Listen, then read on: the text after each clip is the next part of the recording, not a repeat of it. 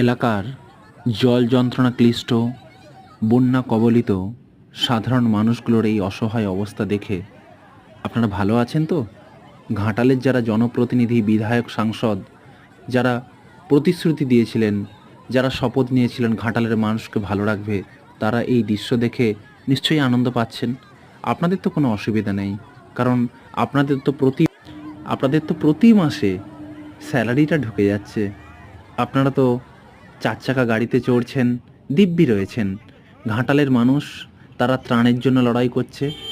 কারো হয়তো এই প্রবল দুর্যোগে মা মারা গেছেন, মাকে কলার ভেলাই করে ভাসিয়ে নিয়ে যাচ্ছেন শ্মশানে দাহ করার জন্য। সত্যিই আপনাদের কি একটুও টনক নড়ে না?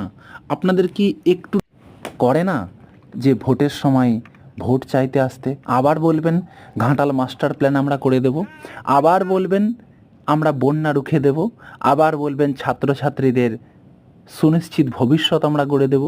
যে এলাকার ছাত্রছাত্রীরা বন্যার কারণে 2 মাস 3 মাস পড়াশোনা বন্ধ রাখতে বাধ্য হয়, বুঝতে পারছেন তাদের অবস্থাটা কি হচ্ছে?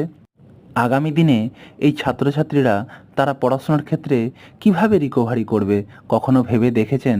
ও না না না না, আপনারা তো আবার খিচুড়ি দিয়ে দেবেন, আপনারা ত্রাণ দেবেন, তাহলে আর কি অসুবিধা আছে? আমরা তো ফলাও করে দেখছি, বলা হচ্ছে মেডিকেলের ট্রিটমেন্টের ব্যবস্থা করা হচ্ছে, কমিউনিটি কিচেন রয়েছে, আমরা ত্রিপল দিচ্ছি, আমরা জল দিচ্ছি, দারুণ ব্যবস্থাপনা। তাই আপনাদের মনে হয় না কোনো টনক নড়ছে? আপনারা তো এইগুলো দেখে আনন্দ করছেন। আপনারা ভাবছেন এইভাবেই ঘাটালের মানুষকে আমরা ঠকিয়ে যাব আর বছরের পর বছর আমরা ভোট নিয়ে যাব। তবে এটুকুই বলি বন্ধু, যে কোনো জিনিসের উত্থান যেমন আছে পতনও আছে, তাই ভালো থাকবেন, সাবধানে থাকবেন। ধন্যবাদ।